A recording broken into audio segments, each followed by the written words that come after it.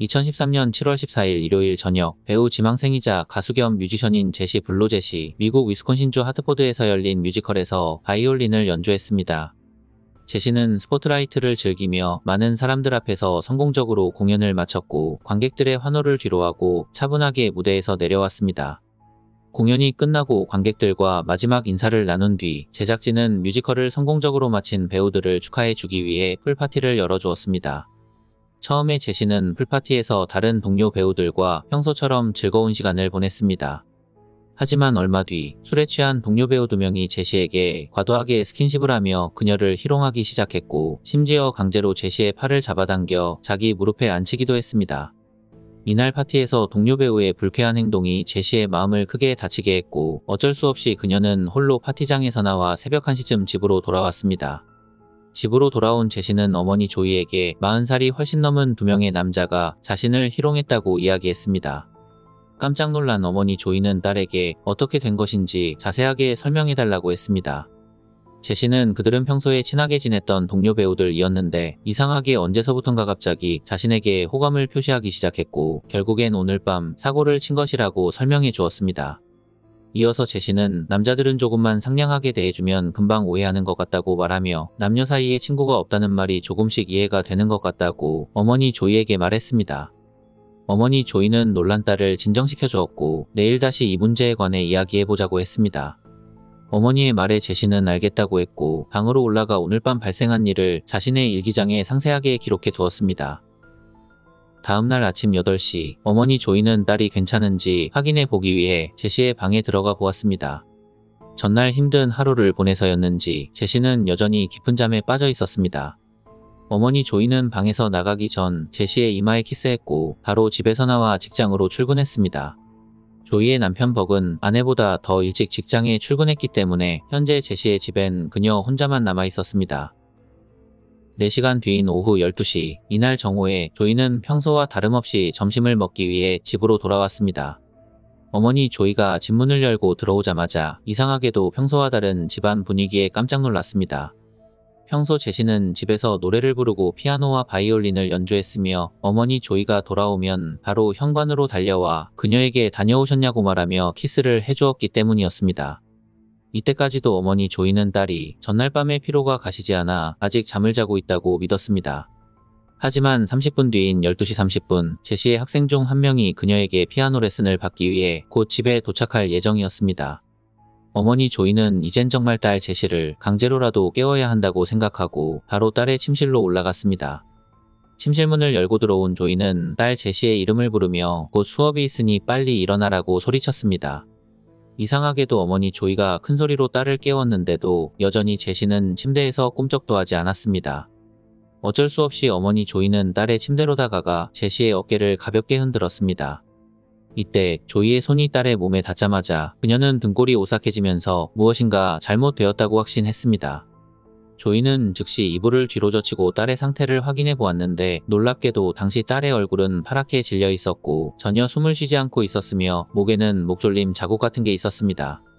그리고 제시는 방금 목욕을 한 사람처럼 머리카락과 몸이 축축했고 이상하게도 물기를 전혀 제거하지 않고 잠옷을 입어서 옷이 심하게 흠뻑 젖어 있었습니다. 당황한 어머니 조이는 비명을 지르며 그 자리에 쓰러졌으나 바로 정신을 차리고 911에 연락하여 딸이 잘못된 것 같다고 신고했습니다. 신고를 마치자마자 조이는 남편 벅에게도 전화를 걸어 제시에게 문제가 생긴 것 같다고 말했고 즉시 집으로 와달라고 소리치며 눈물을 흘렸습니다. 어머니 조이는 출근 전에만 하더라도 행복한 표정으로 곤히 자고 있던 딸 제시가 4시간 만에 물에 젖은 채 파랗게 질린 상태로 발견된 이 상황이 좀처럼 이해가 되지 않았습니다. 상상할 수 없는 일이었지만 곧 조이는 8시에 출근을 하고 집으로 돌아온 12시까지 4시간 사이에 집에 누군가가 침입한 것이 분명하다고 확신했습니다. 경찰과 남편이 올 때까지 어머니 조이는 딸이 다시 소생하기를 기도하며 있는 힘껏 심폐소생술을 시도했으나 안타깝게도 딸 제시의 의식은 다시 돌아오지 않았습니다. 몇 분 만에 제시의 집에 911 대원들이 도착했고 즉시 제시를 병원으로 이송했습니다. 하지만 모두의 예상대로 제시는 이미 세상을 떠난 뒤였습니다.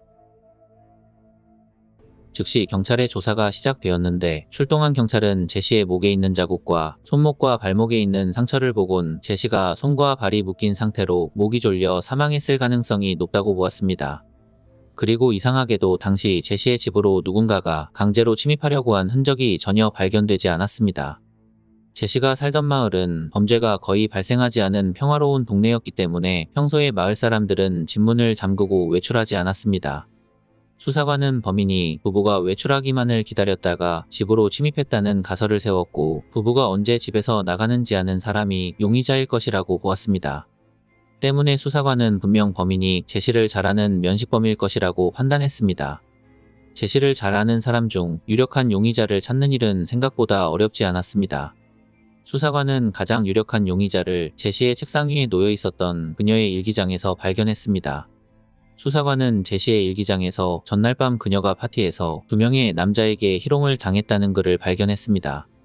수사관은 2명의 남성 중 누군가가 제시를 몰래 따라왔고 제시가 집에 혼자 있을 때까지 기다리다가 집으로 침입한 뒤 범행을 저질렀다고 보았습니다. 바로 수사관은 유력한 용의자인 2명의 남성을 불러 강도 높은 조사를 시작했습니다. 용의자들은 바로 수사관에게 그날 밤 자신들이 선을 심하게 넘었고 제시에게 큰 실수를 한 사실도 인정했습니다.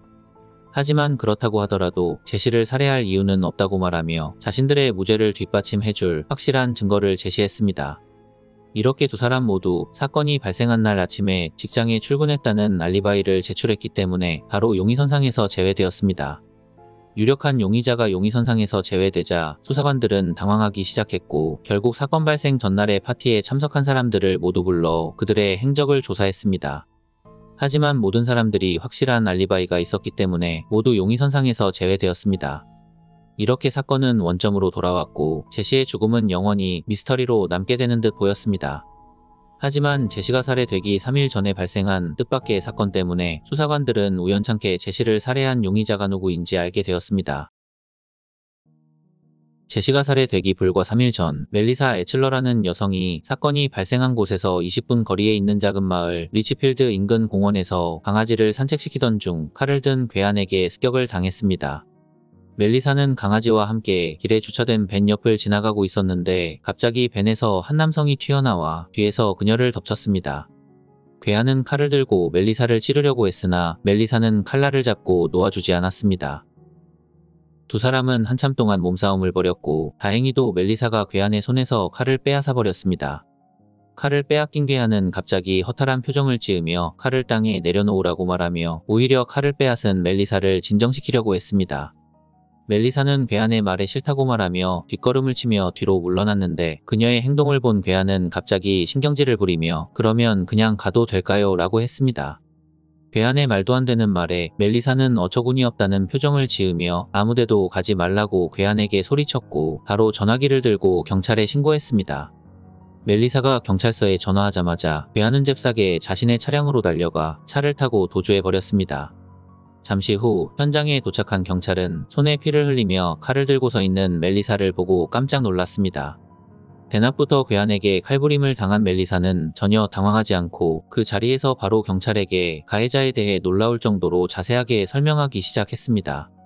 멜리사는 괴한이 금발의 창백한 피부를 가진 백인 남성이라고 했으며 나이는 18세에서 20세 사이이고 키는 182cm 그리고 체중은 95kg 정도였다고 진술했습니다. 이어서 괴한이 운전한 차량의 색상과 차량 브랜드 그리고 모델명까지 정확하게 설명해 주었습니다. 진술을 마친 멜리사는 가까운 병원으로 이송되었고 손바닥에 상처를 봉합하기 위해 15바늘을 꿰맨 뒤 입원도 하지 않고 바로 퇴원했습니다. 경찰은 당시 남들과 다른 멜리사의 용감한 모습에 깜짝 놀랐습니다. 경찰은 그녀에게 수사에 협조해줘서 고맙다고 말했고 꼭 범인을 잡겠다고 멜리사와 약속했습니다. 경찰은 범인의 인상착의와 범인이 운전한 자동차를 빠르게 지역 내 다른 경찰서에 공유했습니다. 얼마 뒤 사건이 발생한 곳 주변을 주기적으로 순찰하던 경찰관이 몇 주 전에 같은 지점에서 같은 밴을 본 적이 있다고 말했습니다. 당시에도 괴한은 매우 수상한 행동을 하며 공원을 배회했고 경찰은 그가 잘못한 것은 없지만 혹시나 하는 마음에 그의 차 번호판을 조회했었다고 말했습니다. 그 때문에 차주에 대한 정보가 기록에 남아 있었고 즉시 수사관들은 이 유력한 단서를 확보하여 밴의 주인이 누구인지 확인했습니다. 하지만 경찰은 용의자가 18세에서 20세 사이라고 진술한 멜리사의 증언과 다르게 이 밴의 소유주가 중년 남성이었다는 사실을 듣고 크게 실망했습니다. 하지만 아직 실망하긴 일렀습니다. 중년 남성에게 멜리사가 설명한 괴한과 비슷한 또래의 아들이 있었기 때문이었습니다. 수사관들은 용의자가 차주의 아들일 수도 있다고 보고 바로 중년 남성을 찾아가 그와 인터뷰를 진행했습니다. 수사관과 마주한 중년 남성은 자신이 할 수 있는 한 모든 도움을 주겠다고 했습니다. 먼저 수사관이 벤에 대해 물어보자 중년 남성은 자신보단 20살짜리 아들 댄 바텔트가 자주 차를 운전한다고 말했습니다. 중년 남성은 자기 아들의 키와 몸무게 그리고 인상착의에 관해 설명해주며 아들의 사진을 수사관에게 보여주었습니다. 수사관은 멜리사가 진술한 용의자의 인상착의와 중년 남성이 보여준 아들의 사진 속 모습이 놀라울 정도로 정확하게 일치한다는 사실을 확인합니다.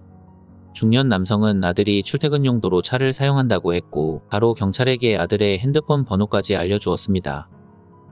같은 시간 제시의 가족과 친구들은 제시의 집에 모여 함께 그녀의 죽음을 애도하기 위한 기도회를 열었습니다. 안타깝게도 제시의 살인범을 찾는 수사는 여전히 미궁 속에 빠져 있었습니다. 기도 도중 갑자기 한 남성의 핸드폰이 울리기 시작했습니다. 전화를 받은 남성의 이름은 댄 바텔트, 그는 현재 멜리사 습격 사건의 유력한 용의자였습니다. 전화는 경찰서에서 걸려온 전화였고 댄은 전화를 받자마자 황급히 일어나 구석으로 자리를 옮겼습니다. 제시의 추모식에 참석했던 사람들 대부분 당시 댄이 경찰에게 걸려온 전화를 받는 모습을 목격했다고 합니다.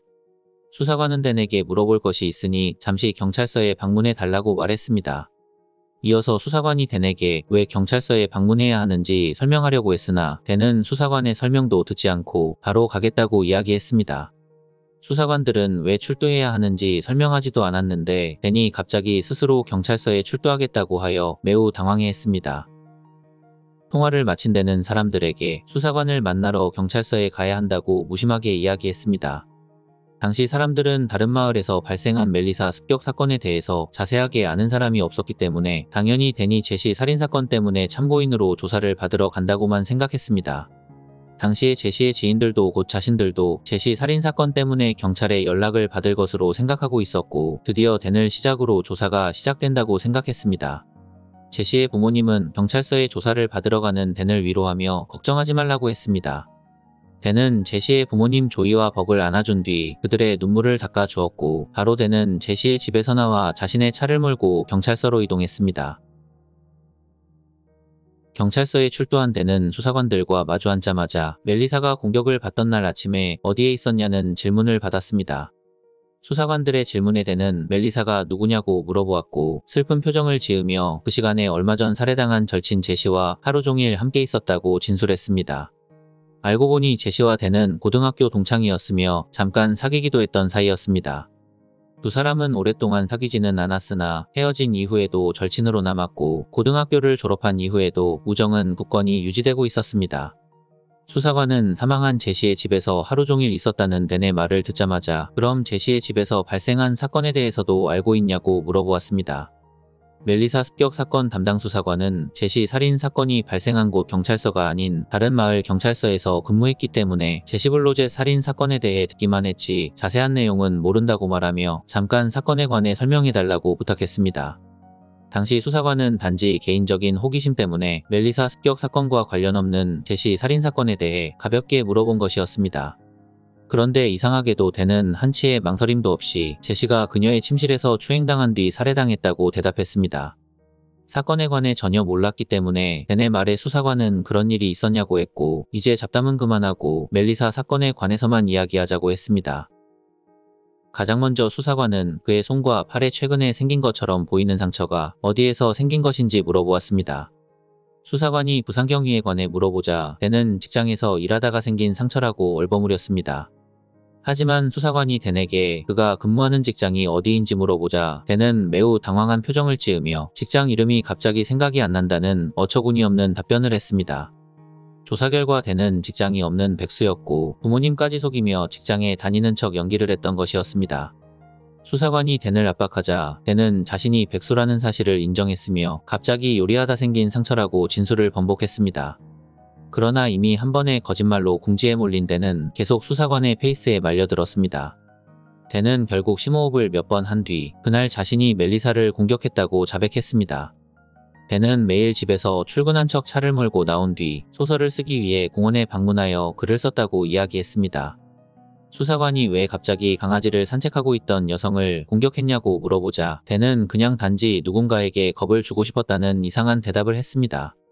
이어서 댄은 미래에 대한 계획도 없이 대학을 중퇴한 뒤로 우울증에 빠졌고 결국 점점 더 커지는 분노를 다른 사람에게 해소하고 싶었다고 설명했습니다. 댄의 자백을 받은 경찰은 그를 멜리사를 습격한 혐의로 체포했습니다.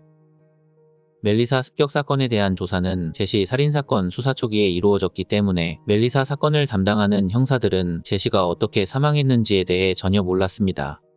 심지어 제시 살인사건 담당 형사들도 아직 부검 결과가 발표되기 전이었기 때문에 그 누구도 제시가 추행당한 뒤 살해되었다는 사실을 모르고 있었습니다. 하지만 이상하게도 당시 멜리사 사건을 조사했던 수사관이 댄에게 제시 살인사건에 대해 가볍게 물어보자 댄은 가해자만 알 수 있는 추행 사실을 정확하게 이야기해 주었습니다. 며칠 뒤 제시에 대한 부검 결과서가 드디어 공개되었습니다. 제시의 사망 원인은 댄이 이야기한 것처럼 누군가에게 추행당한 뒤 목이 졸려 사망한 것이었습니다. 이 정보가 지역 경찰에 공개되자 멜리사 사건을 담당했던 수사관은 깜짝 놀랐고 바로 이 사실을 제시 살인사건 담당 수사관에게 전해주었습니다. 이렇게 댄의 말실수로 인해 그는 제시 살인사건의 가장 유력한 용의자가 되었습니다. 멜리사 습격 사건으로 감옥에 수감된 댄은 다시 제시 살인사건으로 조사를 받게 되었습니다. 하지만 댄은 계속해서 범행 사실을 부인하며 억울하다고 주장했습니다. 수사관은 즉시 댄의 집에 대한 압수수색을 실시했고 그의 컴퓨터에서 발견된 증거 덕분에 댄의 어두운 내면을 들여다볼 수 있었습니다. 댄은 컴퓨터에 연쇄살인범과 그들의 범행 방식에 관한 자료를 수집했으며 특히 그는 여성에 대한 폭력 영상과 사진들을 검색하고 저장해 두었습니다. 그중 한 영상이 제시를 살해한 방법과 아주 유사했는데 그 영상 속 여성도 집에서 잠을 자고 있다가 습격당해 사망했습니다. 놀랍게도 피해 여성은 사망한 뒤 범인과 함께 욕조에 들어가 목욕했고 이후 옷을 입은 다음 잠을 자는 것처럼 다시 침대 위에 눕혀졌습니다. 수사관은 영상에서 묘사된 범행 방식이 제시에게 일어난 일과 섬뜩하게 닮았다는 사실을 알아차렸습니다. 당시 제시가 물에 흠뻑 젖은 채 발견된 이유도 바로 영상에서처럼 살해당한 뒤 범인 댄과 욕조에서 함께 목욕했기 때문일 것입니다. 수사관들은 아마도 댄이 증거를 제거하기 위해 제시와 함께 욕조에서 목욕했다고 판단했습니다. 이렇게 충격적인 증거가 나왔음에도 댄은 끝까지 무죄를 주장하며 자신의 범행 사실을 인정하지 않았습니다. 오히려 댄은 지금까지 숨겨왔지만 사건이 발생하기 몇 달 전부터 다시 제시와 사귀기 시작했다고 진술했습니다. 그렇기 때문에 더더욱 제시를 살해할 이유가 없다고 했고 결정적으로 사건이 발생한 날 아침에 부모님에게 출근한다고 거짓말을 하고 하루 종일 공원에서 글을 쓰고 있었다고 주장했습니다. 수사관들은 즉시 댄이 이야기한 공원으로 찾아가 CCTV를 확인해 보았는데 정말로 그가 사건이 발생한 2013년 7월 15일에 공원에 있었다는 사실이 확인되었습니다. 하지만 사건이 발생한 시간인 오전 8시부터 12시 사이에 댄의 모습은 CCTV에 촬영되지 않았습니다. 수사관들은 직감적으로 공원에 있는 쓰레기통을 모두 뒤져보았습니다. 그 결과 쓰레기통 중 하나에서 비명을 억제하는 데 사용되는 장치인 제갈과 결박에 사용된 밧줄 그리고 피가 묻은 소독용 물티슈 여러 개를 발견했습니다. 조사 결과 발견된 밧줄은 제시의 목에 난 밧줄 자국과 완벽하게 일치했고 물티슈에 묻은 피는 제시의 혈흔이었습니다. 수집된 증거를 바탕으로 수사관들은 당시 사건이 어떻게 발생한 것인지 그려보았습니다. 댄은 제시의 어머니 조이가 출근한 직후 집에 들어왔고 집 안으로 침입한 댄은 바로 제시의 방으로 올라가 밧줄로 그녀를 묶은 뒤 입에 재갈을 물렸습니다. 그리고 댄은 제시를 추행한 뒤 살해했습니다. 제시가 죽은 것을 확인한 댄은 증거를 없애기 위해 그녀의 시신을 욕조로 옮긴 뒤 그녀와 함께 목욕했습니다. 댄은 제시의 몸과 머리를 씻긴 뒤 잠옷을 다시 입혔고 제시를 침대에 눕히고 이불로 덮은 뒤 범행 도구를 폐기하기 위해 공원으로 향했습니다. 댄은 공원 쓰레기통에 범행 도구를 버렸는데 다행히도 경찰이 공원 쓰레기통을 뒤질 때까지 쓰레기통이 비워지지 않아 극적으로 댄이 제시를 살해한 결정적인 증거들이 발견된 것이었습니다. 마지막으로 댄의 DNA와 제시의 몸에서 발견된 DNA가 일치하면서 사건의 마침표를 찍을 수 있었습니다. 댄이 아무리 부인하고 있었지만 제시를 살해한 사람은 100% 댄이었습니다. 댄이 제시를 살해했다는 소식에 제시의 어머니와 아버지는 큰 충격에 빠지게 되었고, 심지어 댄이 제시를 살해한 범인이 아니라고 주장했습니다. 당시 제시의 부모님 조이와 벅은 댄을 아들처럼 생각하고 있었기 때문에 댄이 범인이라는 사실을 더욱더 받아들일 수 없었던 것이었습니다. 어려서부터 음악과 노래 그리고 춤과 연기를 사랑했던 제시는 자신과 같은 재능과 취미를 가지고 있는 댄과 가장 친하게 지냈습니다. 고등학교 1학년 때 만나 바로 친해진 댄과 제시는 너무나 공통점이 많았습니다.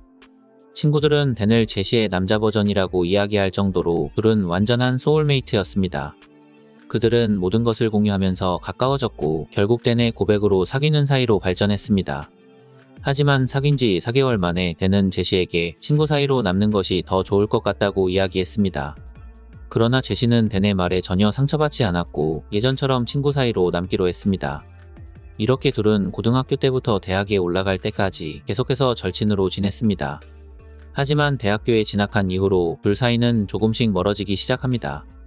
댄은 다른 주에서 대학에 다녔고 제시는 그대로 고향인 위스콘신주에서 대학을 다니면서 서로 거리가 멀어졌기 때문이었습니다.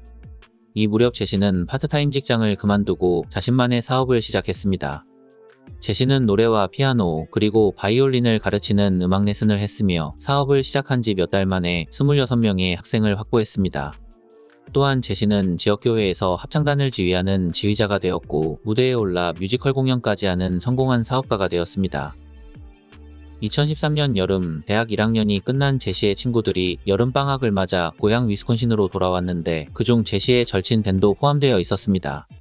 제시는 댄이 대학을 그만두었다는 소식을 듣고 깜짝 놀랐으나 이젠 다시 댄이 다른 주로 가지 않고 위스콘신에 머물 것이라는 말을 듣고 매우 기뻐했습니다. 하지만 댄은 대학을 중퇴한 자신과 다르게 이미 지역사회에서 큰 성공을 거둔 제시를 보고 크게 좌절했습니다.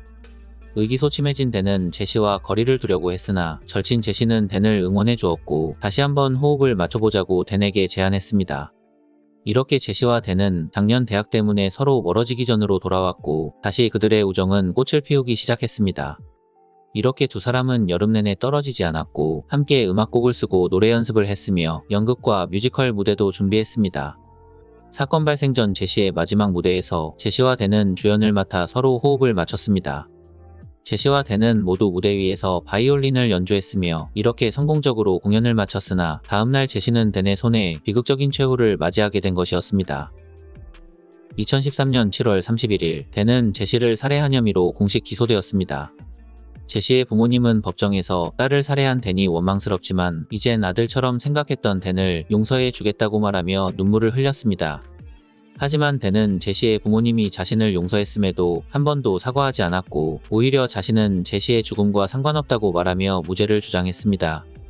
하지만 댄의 주장은 받아들여지지 않았고 2014년 10월 14일 배심원단은 3시간에 걸친 심의 끝에 댄의 유죄 판결을 확정했습니다. 검사는 댄이 지금까지 만난 범죄자 중 가장 위험한 범죄자라고 묘사했고 그에게 중형을 선고해달라고 요청했는데 결국 검사의 주장이 받아들여져 댄은 가석방 없는 종신형을 선고받았습니다. 댄은 멜리사를 공격한 혐의에 대해서도 징역 5년형을 선고받았으나 이미 제시 살인사건으로 가석방 없는 종신형을 선고받았기 때문에 이러한 판결은 상징적인 의미에 그쳤습니다. 어처구니 없게도 댄은 자신은 죄가 없다고 주장하며 2017년 9월 항소했으나 당연히 법원은 그의 항소를 기각했습니다. 현재 위스콘신주 웨스트밴드에 있는 와우펀 교도소에 수감된 댄은 이변이 없는 한 감옥에서 남은 여생을 보낼 것입니다. 여전히 댄은 반성 없이 무죄를 주장하고 있기 때문에 그가 왜 절친 제시를 살해했는지는 영원히 미스터리로 남아있습니다.